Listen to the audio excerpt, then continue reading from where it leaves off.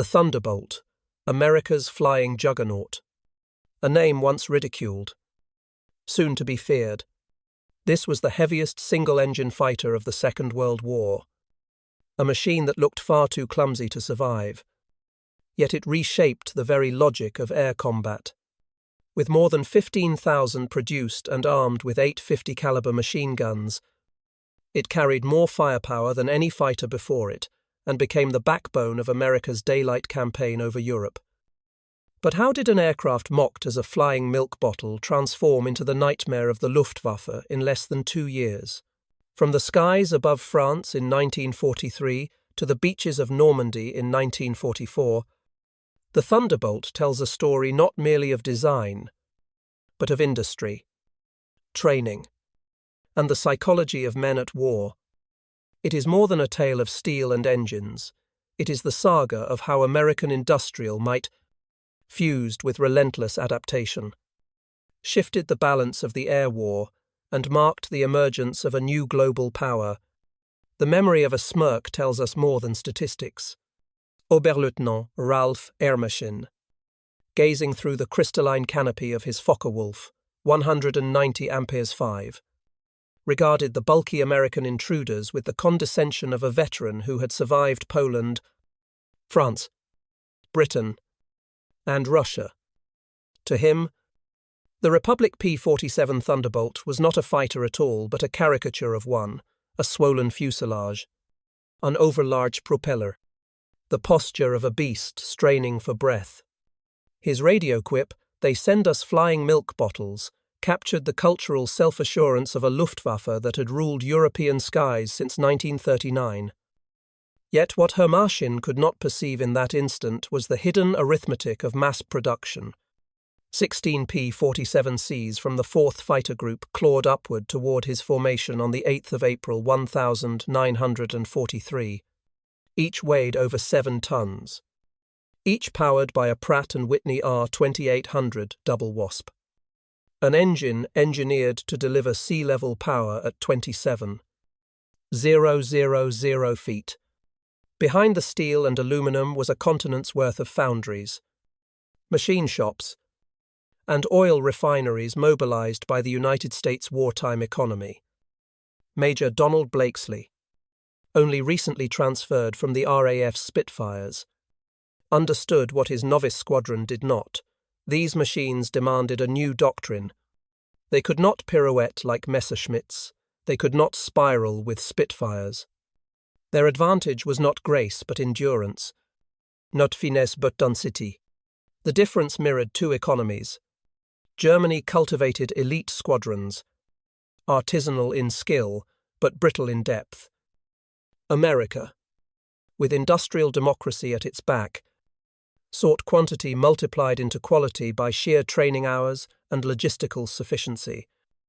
As the formations converged over northern France, the Germans executed with habitual precision dive from above, exploit altitude, forced the Americans to turn. The initial clashes seemed to confirm their scorn. Several Thunderbolts fell, cumbersome targets unable to match the rhythm of JG-26's veterans. British observers in nearby Spitfires muttered their doubts. Some even suggested that Washington had erred in choosing such a design. To the Luftwaffe, the confirmation bias was intoxicating. They had encountered yet another unseasoned opponent, another airframe unworthy of fear. But within the carcasses that limped home lay evidence the Germans misread. American engineers noted P-47 seconds riddled with cannon holes, wings shredded, hydraulics leaking yet still controllable. Where a Messerschmitt would disintegrate from a coolant leak, the Thunderbolt's radial engine simply throbbed onward. Survival was not glamorous, but it was systemic. It preserved the pilot, conserved the training investment, and returned him to the roster for the next sortie. Hermachin's smirk, in retrospect, became emblematic of the psychological chasm between the two sides. The Germans measured by elegance of maneuver, a standard born of interwar aerobatic culture. The Americans measured by replacement rates, sortie endurance, and the mathematics of firepower. Both sides looked at the same silhouette. One saw incompetence. The other saw potential. In the longue durée of air power history, that morning represents the clash between two industrial philosophies, the Luftwaffe, forged in the crucible of early victories, prized immediate tactical supremacy, the United States, late to the war, invested in the unromantic virtues of depth, armor, logistics, training pipelines. The laugh of 1943 thus foreshadowed the silence of 1945, when no German pilot would remain to mock. The lasting impact is not the handful of losses recorded that day, but the beginning of a transition from the age of the lightweight duelist to the era of the aerial juggernaut. What appeared comic in April became, by sheer persistence of design and economy, the instrument that buried the Luftwaffe under an avalanche of steel.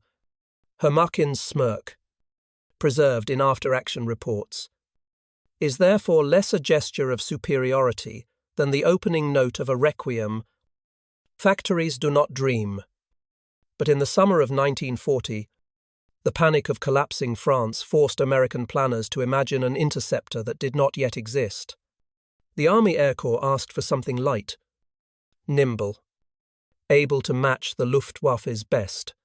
Alexander Kartveli, a Georgian émigré, steeped in engineering rather than romance, replied with a paradox.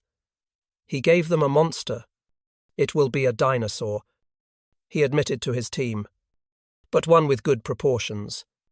The XP-47B that took to the air in May 1941 defied expectation. At nearly 10,000 pounds empty, it outweighed its predecessor, the P-43 Lancer, by almost two-thirds.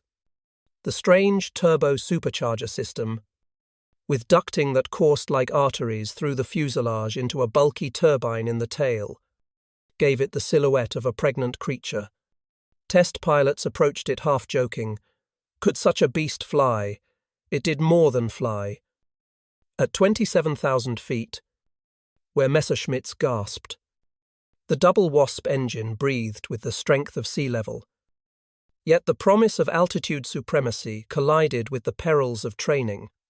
At Bridgeport, Connecticut, Major Hubert Zemke's 56th Fighter Group suffered a grim baptism.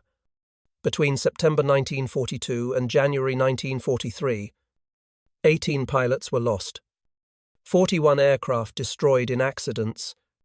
The P-47 ground-looped easily on landing, torque rolled on takeoff, and plunged into dives that locked the controls in compressibility. To many, it seemed a killer of Americans before it could ever menace Germans. But survival was the other half of its story. Its radial engine had no coolant system to bleed out when punctured. Its armoured cockpit was a shell around the pilot. It was less a duelist than a fortress. That architecture mirrored the broader American economy. Everything oversized, everything overbuilt, everything intended to endure. A society with vast resources could afford mass, could risk redundancy, could engineer safety into structure. In retrospect, the XP-47B stands as an industrial metaphor, where interwar Europe still fetishized the agile swordsman in the sky. The United States designed a club heavy, blunt, but devastating in a single strike. The contradiction was deliberate, efficiency of destruction rather than elegance of movement. The same industrial logic that produced Liberty ships and Sherman tanks was at work here. The men who climbed into the Thunderbolt cursed its weight. I quirks. I danger. Yet those who mastered it felt something extraordinary, the sensation of riding raw power. Robert Johnson, the Oklahoma farm boy who would one day become an ace, said his first flight was like strapping himself to a locomotive. That simile captured not only mechanical force, but also the cultural shift underway. America would not fight this war with rapiers. It would fight with railroads, foundries, and locomotives turned airborne. The birth of the P-47 was not the story of a design meeting requirements. It was the story of a designer and a nation ignoring them, creating instead an aircraft that seemed absurd to contemporaries but inevitable in hindsight. By choosing mass over maneuver, endurance over agility, Kartveli unknowingly drafted the aerial counterpart to the American way of war, win by outlasting, overwhelm by production, and turn ridicule into terror. History often hides its pivots, not in triumphs but in blunders and losses. The spring of 1943, when Thunderbolts first climbed into European skies, was one such season. Reports tell of American fighters lumbering upward, their greenhouse canopies glinting, their massive radial engines straining against gravity. Luftwaffe pilots who had cut their teeth over Poland and Russia looked down with satisfaction. To them, these new opponents were overweight cattle sent to slaughter. Josef Pips Priller, commander of Jägerschwader 26, mocked them in his dispatch. The aircraft flew like trucks, turned like freight trains, climbed like pregnant cows. The ridicule stung and seemed, at first, deserved. For the United States, this debut was no glorious entrance. 14 Thunderbolts were lost in the first month of operations, for only 3 confirmed German kills. British allies observed with raised eyebrows, quietly suggesting the Americans reconsider their choice of mount of toned. A few even joked that the best evasive maneuver in a P-47 was to unstrap and run laps around the cavernous cockpit. Tactical comparisons seemed damning. The P-47 could not match a Spitfire's turning circle nor a Messerschmitt's climb. Yet beneath the statistics lay a different lesson. The P-47 seconds that failed to return were not fragile. They were stubborn in their death throes, absorbing punishment that would have disintegrated other machines. One survivor on May 4th came back riddled with 21 cannon hits and more than 100 machine gun perforations. The Spitfire would have shed wings, the Messerschmitt would have lost its engine coolant in seconds. The Thunderbolt, bleeding fluids and shuddering, still landed on Allied soil. This resilience mattered in ways not obvious to tacticians. Each aircraft saved meant a trained pilot saved. Each survival preserving hundreds of hours of investment from America's expanding flight schools. From the cockpit, young men felt the paradox viscerally. Robert Johnson, not yet the ace he would become. I remembered the first time he pulled the massive fighter into a steep dive. The nose dropped, the controls stiffened, and suddenly he discovered compressibility. His stick locked as shock waves danced across the wings. Many pilots died in that invisible trap. To fly, the Thunderbolt required unlearning the instincts drilled in lighter aircraft. The lesson was psychological. Abandon the duel. Accept the role of blunt instrument. Major Hubert Zemke understood this shift sooner than most. Watching his 56th Fighter Group suffer accidents and losses, he realized that the P-47 demanded a doctrine, not just a manual. You could not dogfight a Focke-Wulf at low altitude. You had to climb higher, wait, and then descend like a hammer. At the time, his insight was embryonic. But even in these early months, patterns emerged. Survivors were those who resisted the temptation to turn and instead trusted weight and speed. For the Germans, the spring offered reassurance. They saw ungainly silhouettes struggling in the climb and believed the Reich's skies were still theirs. But in those same engagements, intelligence officers began collecting fragments of wreckage, noting thicker armor plate, heavier spars, and guns that spat streams of half-inch projectiles for half a minute without pause. What looked like inefficiency was actually endurance engineered into every rivet. The bloodshed in April and May was thus tuition. America paid with 14 aircraft. with the lives of unseasoned pilots, with the embarrassment of ridicule. Yet these losses brought knowledge of compressibility, of dive recovery, of how to exploit a radial engine that could not be killed by a single puncture. In war, education is rarely gentle. The spring of 1943 was the season when the Thunderbolt's pilots learned, brutally, that survival meant rejecting elegance for brute force. In retrospect, the mockery of Priller and his peers reads less like prophecy than irony. By laughing at the Thunderbolt, they misread its purpose.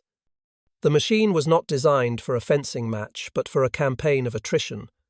In that miscalculation lay the seeds of future catastrophe. What seemed to the Luftwaffe like American incompetence was in fact the awkward adolescence of a weapon system that would soon mature. The laughter of spring concealed the terror of autumn. Every air force has its myths. But sometimes myth is born from a single cockpit sealed with oil, blood, and iron.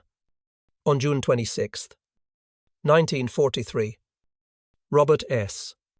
Johnson of the 61st Fighter Squadron became both witness and protagonist of such a tale. His flight of P-47 Thunderbolts, 48 strong, was returning from escort duty when the sky over northern France erupted with the disciplined violence of 16 Focke-Wulf 190 seconds from Jägerschwader 26. The German formation, led by Wilhelm Ferdinand Galland, executed a dive from the sun. The archetypal ambush perfected by years of continuous combat, Johnson, flying near the rear, was caught in the first storm of cannon shells. A canopy shattered into shards.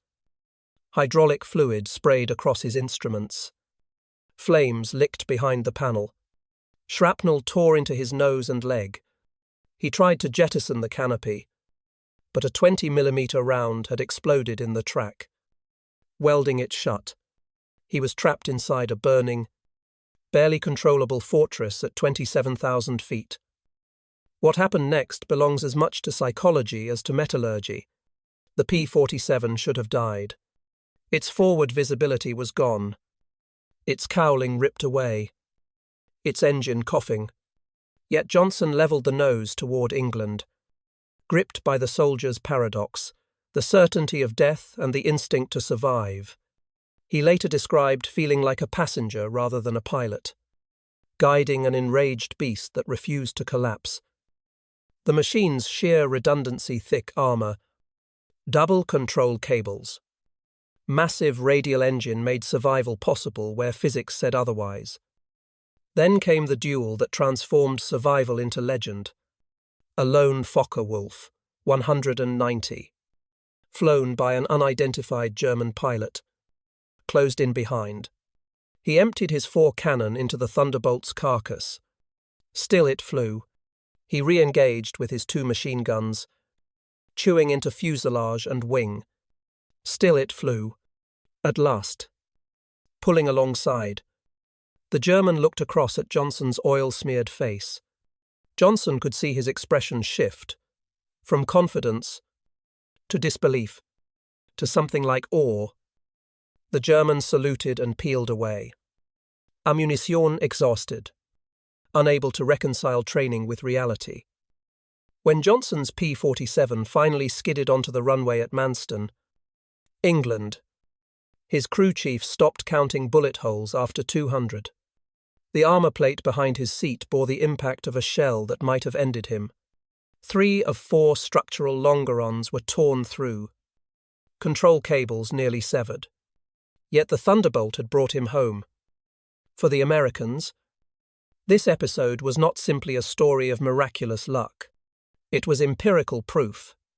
Engineers pored over the wreckage and realized they had underestimated their own design. Survivability was not a byproduct but a strategic advantage. Each pilot saved meant the preservation of hundreds of hours of training, the conservation of an industrial investment that Germany could not match. In a war where attrition ruled, this mattered more than any duel of agility. For the Germans, The report of Johnson's survival spread like rumour and infection. At first, intelligence officers refused to believe it. No aircraft could endure such punishment. But testimony from multiple JG-26 pilots confirmed the impossible. Something shifted in perception. The Thunderbolt was no longer a clumsy intruder. It was a predator encased in iron. A machine that absorbed everything and kept flying. The case of Robert Johnson is thus a psychological hinge. It revealed to American pilots that they could trust their mounts, even when wounded, to carry them home. It revealed to German pilots that firepower alone could not guarantee a kill. The laughter of April was gone. In its place was a creeping suspicion that a new order of air combat was taking shape, one where endurance mattered as much as maneuver. In retrospect, Johnson's ordeal was not only personal triumph, but industrial metaphor. His battered P-47 embodied the American war economy, heavy, inelegant, scarred, but unstoppable. For historians, the significance is clear. That June morning proved that survival itself could be a weapon, that a machine designed for mass and durability could redefine what it meant to fight in the air. Johnson's smouldering return marked the moment when the Thunderbolt ceased to be a joke and began its transformation into the nightmare of the Reich. Military history often pivots not on invention but on adaptation. By the summer of 1943, American pilots had endured the baptism of fire and blood. They had discovered, painfully, that the P-47 Thunderbolt could not twist with a Messerschmitt or pirouette with a Spitfire. The lesson was not that the aircraft was useless, but that the pilots were still fighting with the wrong playbook. Major Hubert Zemke, commander of the 56th Fighter Group, sensed this contradiction. His unit had bled during the spring, losing men to both enemy fire and the Thunderbolt's quirks. Yet Zemke was no romantic. He began to rethink air combat, not as a duel of elegance, but as an equation of energy. Altitude was currency. Speed was liquidity. Weight was potential energy waiting to be released. The Thunderbolt, despised for its bulk, could convert that weight into unmatched velocity in a dive. Enter Captain Walker Bud Mahurin, one of the sharpest tacticians in the unit. He and his comrades experimented at 30,000 feet, rolling inverted and plunging toward enemy formations. In those dives, the P-47 could exceed 550 miles per hour, a speed no German fighter could match without risking structural failure. The idea was simple but radical. Strike once with overwhelming firepower, then climb back to safety, refusing the dogfight entirely. It was an aerial analogue to the American way of war mass. Concentration, shock, and refusal to play by the adversary's rules. On August 17th, the doctrine proved its worth during the twin raids on Schweinfurt and Regensburg. Hundreds of B-17 seconds lumbered deep into Germany. Prime targets for twin-engine Messerschmitt, 110 seconds armed with cannons and rockets. As the German Zersterer moved in, David Schilling led a flight of P-47 seconds into a steep dive from 28,000 feet. Survivors later recalled the Americans descending like hammers. One German gunner, Hinrich Roth, recounted that his cannon shells struck a Thunderbolt's wing but failed to wobble it. Moments later, his own aircraft disintegrated under a storm of 50 caliber fire. 8 Messerschmitts were annihilated in less than a minute. The statistics only hinted at the psychological transformation. German pilots had long grown accustomed to cannon duels, where a few shells could end a fight. Against the Thunderbolt, they confronted a wall of lead, 8 synchronized guns converging their fire at 300 yards, sending 100 heavy bullets per second into a 6-foot circle. It was not precision but probability, and probability favored the side with abundant ammunition. The very sound of those Brownings firing earned a nickname Roosevelt's piano, its rhythm unmistakable, its implications terrifying. For the Americans, the revelation was liberating. They no longer had to match the Luftwaffe on its terms.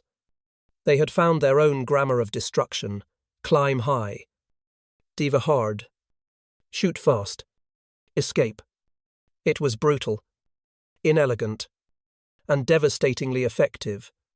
Robert Johnson, now an emerging ace, described the effect of all 8 guns striking as an instant dismemberment, tails sheared off, wings snapped, fuselages cut in half.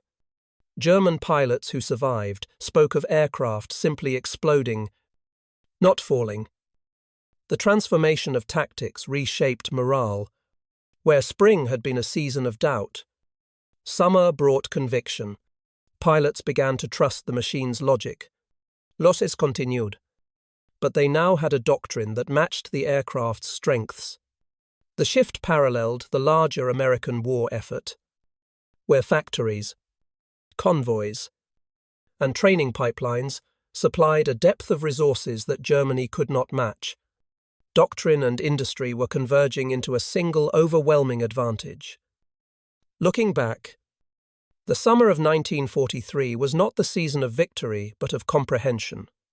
The P-47 ceased to be an enigma and became a system. The pilots had found the method boom and zoom, the Thunderbolt's own language of war. In embracing mass and momentum, they turned ridicule into terror. The battlefield of the air had tilted, not because the aircraft had changed, but because its pilots had learned how to wield it. By the autumn of 1943, the tempo of the air war had shifted. What had begun as a duel of agility was mutating into a contest of altitude, endurance, and firepower. The Republic P-47 Thunderbolt, once mocked as the flying milk bottle, was now revealing a hidden advantage. It grew stronger the higher it climbed. At altitudes where German engines wheezed thin air, the Pratt & Whitney Double Wasp, fed by its turbo supercharger, still roared with sea-level power. The Luftwaffe had no answer. Its Messerschmitt Bf 109 Sekunde and Focke-Wulf 190 Sekunde, formidable at low and medium levels, struggled above 25,000 feet. Pilots complained of sluggish controls, fading acceleration, and engines gasping for oxygen. To men trained on the gospel of maneuver, this was a betrayal of their own machines. They were gladiators forced into a fight where their swords turned to lead. One of those men was Oberleutnant Hans Philipp, credited with over 200 victories, a veteran of Poland, France, and Russia. On October 8, leading Jagdgeschwader 1 against P-17 formations over Bremen, Philipp found himself at 28,000 feet. His Focke-Wulf 190 amperes, 6 straining against physics. His opponents were Thunderbolts of the 56th Fighter Group. Robert Johnson, already hardened by his miraculous survival that summer, closed in. In his combat report he wrote with clinical brevity, opened fire at 300 yards, 30-degree deflection, observed strikes along entire fuselage, enemy aircraft exploded, no parachute observed. Philipp, the ace who had survived more than 500 sorties, was gone in an instant. The death of Hans Philipp resonated beyond tactics. To the Luftwaffe, it was a signal that no amount of experience could counter altitude disadvantage and overwhelming firepower. To American pilots, it was vindication that their heavy fighters were not only survivable but dominant. It marked a psychological inversion. The once derided Jug had slain one of Germany's brightest. Meanwhile, German intelligence reports began to acknowledge what pilots whispered. The P-47's service ceiling exceeded 42,000 feet. Its dive speed approached the sound barrier, and its armor made it nearly indestructible. One assessment concluded, with uncharacteristic bluntness, that it could absorb damage that would destroy 3 conventional fighters. For an air force already stretched thin, such mathematics were devastating. Each lost pilot was irreplaceable. Each lost Thunderbolt could be swapped from an American factory within days. On the American side, doctrine matured. Hubert Zemke drilled his men in disciplined formations, emphasizing energy fighting. Do not turn with the enemy, dive through him, climb out, and reset. The boom and zoom tactic became institutional knowledge. Pilots stopped apologizing for their machine's bulk. They began to embrace it. Altitude was now their ally. And the Germans, deprived of oxygen both literal and figurative, could not follow. From a broader perspective, the autumn of 1943 illustrates the intersection of technology and psychology. The turbo supercharger, a piece of engineering ductwork and turbines, shifted the balance of morale as much as performance. German pilots, once confident hunters, became cautious. American pilots, once hesitant novices, grew aggressive. The sky itself had changed allegiances. The irony is sharp. The Luftwaffe, masters of early war innovation, now faced an opponent that seemed less elegant but more inevitable. The P-47 was not a duelist. It was a system designed for attrition. Hans Philipp's death symbolized that transition. A man whose career embodied the tactical brilliance of the Luftwaffe was undone not by a clever maneuver, but by brute force delivered from altitude. By year's end, Goering received reports warning that the Thunderbolt posed a significant threat above 25,000 feet. The phrase understated reality. In truth, the rules of aerial combat were being rewritten. The P-47 had transformed the battlefield into a vertical domain where German fighters could not breathe. The age of lightweight agility was ending. The era of industrial mass in the sky had begun. War often turns on seemingly minor details of engineering. In early 1944, that detail was a propeller. Republic Aviation introduced the P-47D-22, equipped with a Hamilton Standard paddle blade propeller, 13 feet in diameter, its broad chords slicing the air with a deeper, more resonant thunder. To the pilots who first heard the growl as the blade tips neared supersonic speed, the sound was not just mechanical but psychological, a proclamation that the jug had changed. The modification solved a chronic weakness. Earlier, Thunderbolts climbed at a sluggish rate, little more than 2,200 feet per minute at sea level. With the paddle blade, the rate soared to 3,000, matching and at times surpassing German fighters at most altitudes. The difference was not abstract. It meant that P-47 seconds could now meet opponents head-on in the vertical, no longer forced to concede the climb. Heinz Nock of Jagdgeschwader 11, a seasoned German veteran, recorded his astonishment in his diary. The fat American fighters have learned to climb. We tried to disengage, but they followed us up to 30,000 feet. Schmidt was caught and blown apart. These are not the same machines we laughed at last year. Oh. From a systems perspective, the improvement was elegant. A single design tweak magnified the aircraft's energy profile, altered its sound signature, and changed the perception of both friend and foe. Soldiers on the ground began to identify Thunderbolts by ear, calling the new roar Donnerschlag, thunderclap, for infantry pinned under the jug's guns. The sound meant annihilation from above. For German pilots, it meant no safe altitude, no sanctuary in the climb. By the spring, the Allies were preparing for the greatest amphibious invasion in history. Range was extended with external tanks, 2 108-gallon wing tanks or a 75-gallon belly tank, allowing Thunderbolts to escort bombers deeper into German territory. The paddle blade made these heavy loads more manageable. giving pilots acceleration even when burdened with fuel and bombs. The effect was cumulative. Tactically, P-47 units now met Luftwaffe fighters on equal terms at altitude. Strategically, they could accompany bombers long enough to make daylight precision raids viable. Psychologically, they exuded inevitability. German pilots entered combat knowing that the once cumbersome Jug was now fast enough to climb with them and deadly enough to kill them instantly if caught in its convergence zone. Major General Adolf Galland, head of the Luftwaffe fighter arm, would later admit that the Americans had erred only in their early underestimation of the machine's strengths. By 1944, that error was corrected. The Jug had found its stride, and its roar carried across occupied Europe as a soundtrack of Allied ascendancy. The transformation also reflected America's industrial ethos.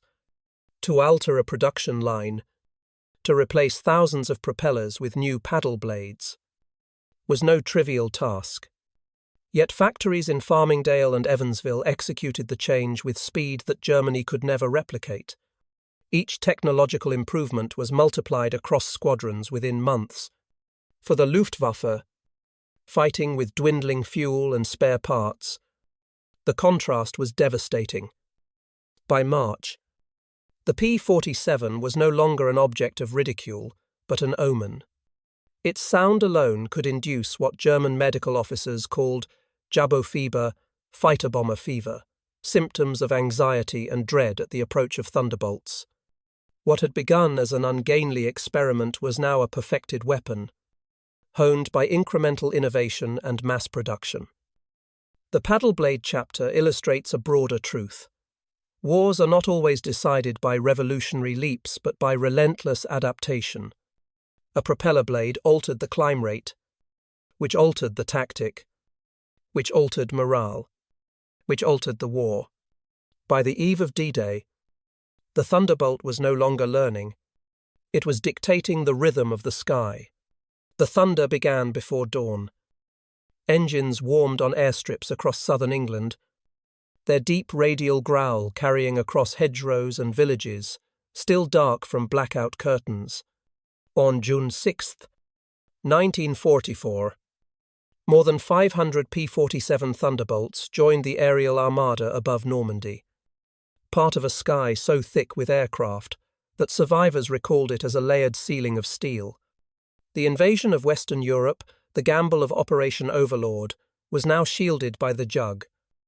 To stand on the beaches that morning was to hear a constant chorus, the whine of troop carrying gliders, the drone of C-47 transports, the rumble of bombers, and above all, the muscular roar of thunderbolts orbiting at every altitude.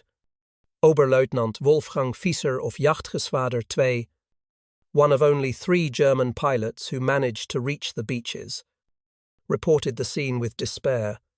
Thunderbolts were stacked from sea level to 30,000 feet. We tried to break through at dawn. 12 fighters from our group. I was the only one to return. Oh, for the Luftwaffe, D-Day was confirmation of decline. Fuel shortages, losses of veteran pilots, and the overwhelming Allied escort screen left them paralyzed.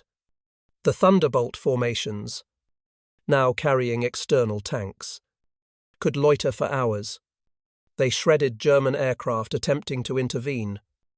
But their most decisive work came in the suppression of ground movement. Equipped with bombs and machine guns, Jugs became flying artillery, diving low over French villages, hammering columns of trucks, horse-drawn carts, even armoured vehicles struggling to reinforce the coast. From a military economic perspective, this role was decisive. The German Wehrmacht relied on movement, on the ability to shift reserves quickly across interior lines. In June, that mobility collapsed. The 9th Air Force alone claimed more than 600 locomotives and nearly 4,000 trucks destroyed in the month following D-Day. The P-47's firepower was not just tactical but systemic. It severed the arteries of German logistics, forcing troops to move only at night, strangling their capacity to counterattack. For the Americans, the Thunderbolt's presence offered psychological assurance. Infantry advancing inland knew that above them circled aircraft capable of calling down immediate devastation on any German concentration. Veterans remembered the peculiar comfort of that droning sound, ungainly perhaps, but loyal, a guardian overhead. The contrast with the Luftwaffe's earlier dominance in France, 4 years before, could not have been sharper. In 1940, German fighters had roamed freely above collapsing French armies.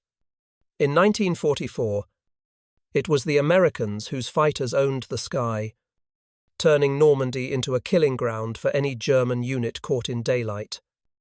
The statistics conceal the human dimension. German soldiers spoke of the terror of Jabos, the nickname for Allied fighter bombers.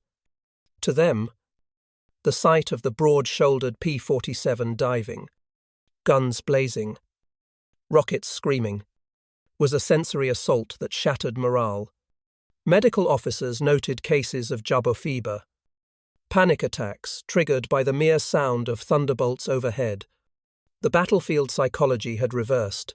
It was no longer the Allies who feared the sky.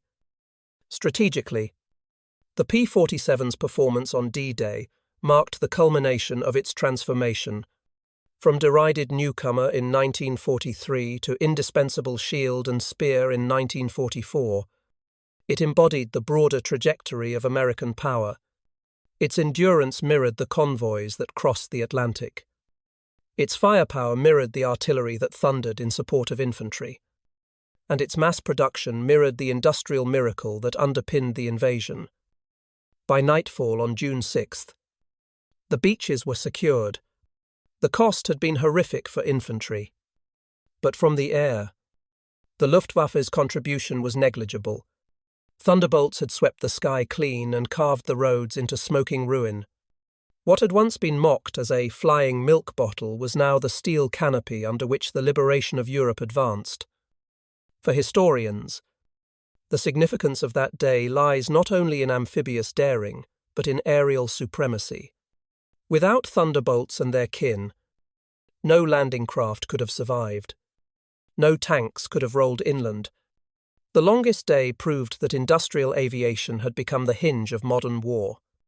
And at the centre of that hinge was the P-47, thundering above Normandy, dictating not just tactics but the very possibility of invasion.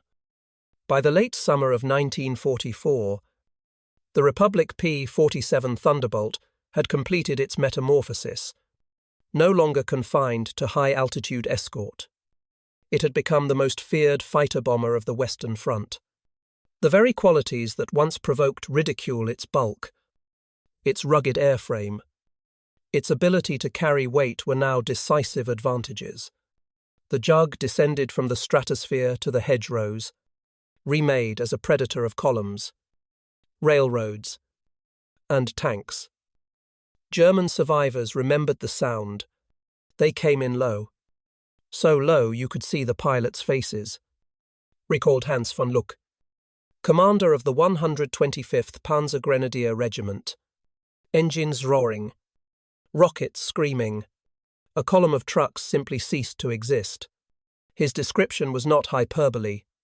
The D-25 variant of the P-47 could carry 2 1,000-pound bombs under its wings and a 500-pounder beneath its belly, a bomb load equal to that of early war medium bombers.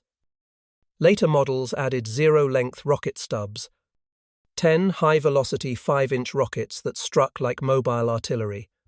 Add to this the 850 caliber guns already integral to the design. And the Jug became a multi-role instrument of destruction. The statistics were staggering. In June alone, 9th Air Force Thunderbolts claimed more than 600 locomotives, nearly 4,000 trucks, over 500 armoured vehicles, and thousands of horse-drawn wagons. The Wehrmacht, still dependent on horses for logistics, found its movement in daylight virtually impossible. The German army was not just slowed, it was strangled. Operation Bodenplatte on January 1st, 1945, highlighted the contrast between German desperation and American resilience. Nearly 900 Luftwaffe aircraft, including their best remaining pilots, attempted a surprise strike against Allied airfields. At 34 near Metz, 22 Thunderbolts were destroyed on the ground. A captured German pilot, pointing to the burning wreckage, sneered, "What do you think of that, Major George Brooking, of the 365th Fighter Group?" pointed to the hard stands where crews were already preparing for replacements. "By tomorrow, we'll have 40 new ones. How long will it take you to replace your pilots?" The question cut to the heart of the matter. America's industrial depth rendered Bodenplatte futile. Within 48 hours, fresh P-47D -40 seconds filled the flight line. For the Luftwaffe, the cost was catastrophic. 270, one aircraft lost. 213 pilots killed, many of them instructors and unit leaders. Germany had traded irreplaceable experience for a fleeting moment of destruction, while the Americans restored their strength in days. From an economic perspective, this was war reduced to production cycles. The Thunderbolt was not merely an aircraft, but a system tied to factories, supply depots, fuel convoys, and training schools. Each sortie consumed thousands of rounds of ammunition, each rocket equivalent to a shell from a heavy artillery battery. By late 1944, 9th Air Force alone was expending millions of rounds and thousands of tons of bombs monthly, a consumption pattern that would have been unthinkable for Germany. The Jug was the aerial expression of abundance. Psychologically, its presence eroded German morale. Soldiers coined the term Jabbo-Fieber, fighter-bomber fever, to describe panic at the sound of approaching Thunderbolts. Medical officers noted trembling hands, nausea, even temporary paralysis among veterans who had once faced Spitfires without fear. The Jug had become less an aircraft than a symbol of inevitability. A mechanical executioner whose appearance meant annihilation was seconds away. By the spring of 1945, the Jug's domination of the ground war was unquestioned.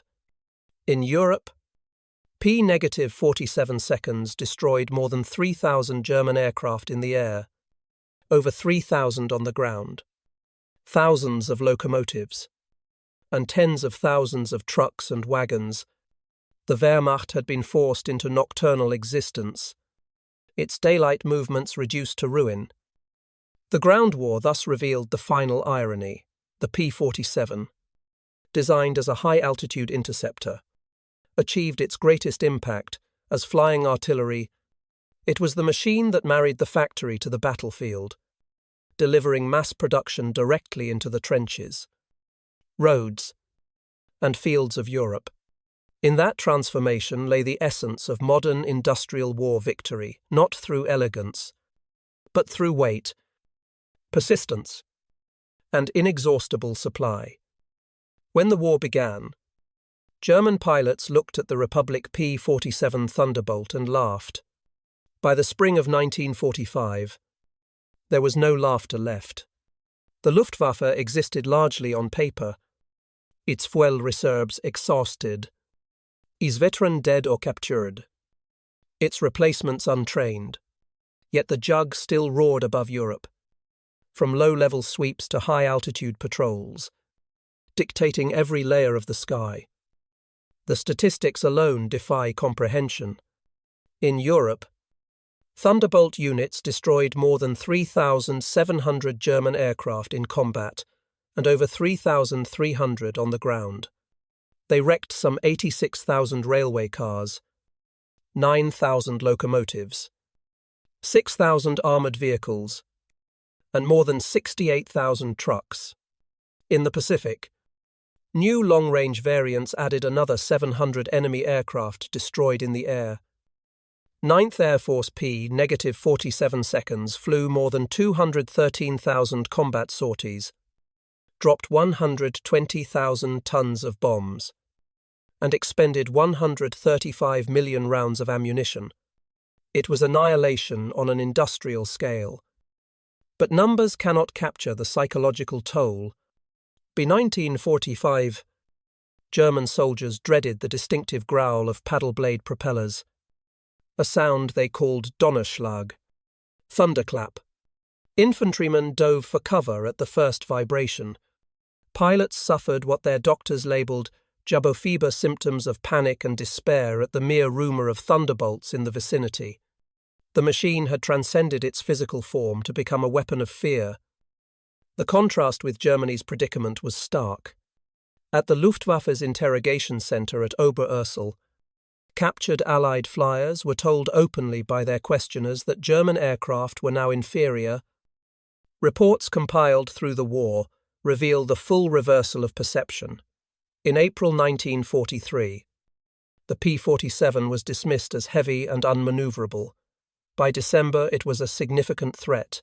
By June 1944, a critical danger at all altitudes, and by March 1945, officially judged unsurvivable in direct engagement. Ivan Adolf Galland, former chief of the Luftwaffe fighter arm, would later confess in a veterans' reunion in Arizona in 1985. "We made a terrible mistake in 1943. We saw this big, heavy fighter and laughed. The Americans don't understand air combat. We thought, but it was we who did not understand. They built an American fighter designed around production, firepower, and survivability. And once I flew a captured P-47 after the war, I knew we had never stood a chance." The legacy of the Thunderbolt is thus double. Tactically, it proved that mass and durability could outperform elegance and agility.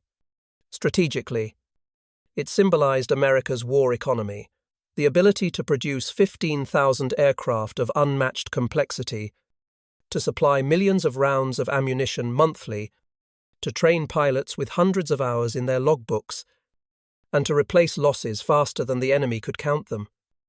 What mattered was not only the machine itself, but the system that sustained it, factories in Indiana and Long Island, oil from Texas, aluminum from Pittsburgh, and women and men who had never seen an aircraft before the war, assembling them with wartime precision.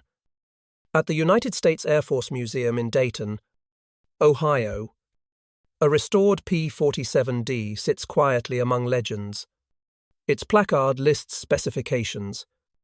Its gun camera film shows a Focke-Wulf dissolving under fire, and beneath it lies a quote from a German pilot captured in 1945. "We laughed when we first saw them. Fat, ugly American fighters that couldn't turn, couldn't climb, couldn't fight. We stopped laughing when we realized they didn't need to." In that epitaph lies the paradox of modern war.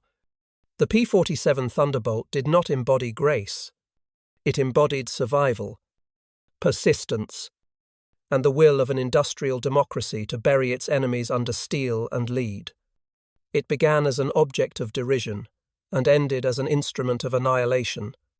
And in between, it transformed not just air combat, but the very meaning of power in the 20th century. From the duel of individuals to the triumph of systems, the war ended. But the thunder lingered. In the months after Germany's surrender, rows of P-47 Thunderbolts sat quietly on European airfields, their propellers tied down, their guns empty, their engines cooling for the last time. Some were ferried back to America. Many were scrapped. A few sold abroad. Their bulk, once derided and later feared, no longer fit the jet age that was dawning. Yet the legacy of the jug endures not in metal but in meaning. It proved that survival is a weapon, that firepower multiplied by industry can reshape the battlefield, and that ridicule can turn to terror when design meets production at scale. The Thunderbolt was never elegant, but it was honest, a flying embodiment of America's industrial democracy. Decades later, veterans would still remember the sound. German soldiers recalled the vibration in their chests as the Donnerschlag approached. American infantry remembered the comfort of its shadow overhead. Pilots on both sides remembered that it could not be killed easily, that it turned the very sky into a fortress. The laughter of 1943 has long since faded. What remains is the echo of thunder, a reminder that in modern war, the decisive power is not always beauty. Speed, or manœuvre but endurance, production, and the will to keep coming. The P-47 Thunderbolt taught that lesson with every mission, and history has not forgotten.